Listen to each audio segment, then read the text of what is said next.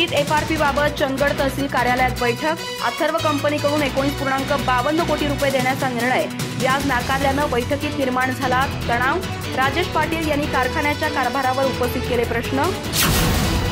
दौलत सहकारी साखर कारखान्याच्या तासगावकर कार्यकाळातील 2010-11 गळीत हंगामातील थकीत एफआरपी संदर्भात चंदगड तहसील कार्यालयात प्रादेशिक साखरसह उपसंचालक संगीता डोंगरे यांच्या अध्यक्षतेखाली महत्त्वपूर्ण बैठक पार पडली।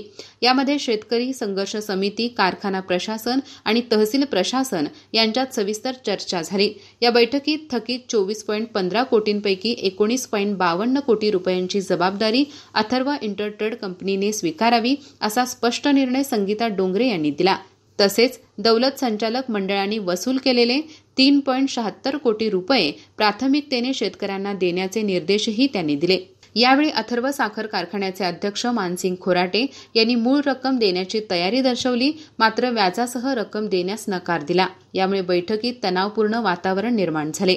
हा कारखाना मला चालवू द्यायचा नाही असे काही लोकांना वाटते, असा आरोपही खोराटे यांनी केला। त्यावर माजी आमदार राजेश पाटील यांनी कारखाना चालवण्याचा प्रयत्न करत असाल तर आधी शेतकऱ्यांची देणी चुकती करा अशी ठाम मागणी केली। त्याचबरोबर तासगावकर कार्यकाळातील 5.5 कोटी रुपयांचे चेक वटले नसल्याचे कार्यकारी संचालक मनोहर हासूरकर यांनी सांगितले। यावर पाटील यांनी थेट विचारले की ते चेक कुठल्या खात्यावर दिले, वटले नसतील तर फौजदारी कारवाई का केली नाही। दरम्यान खोराटे यांनी व्याजासहित रक्कम देण्यास असमर्थता दर्शवली असल्याने एफआरपी थकीत देणी पडताळणीची प्रक्रिया थांबवण्यात आली आहे।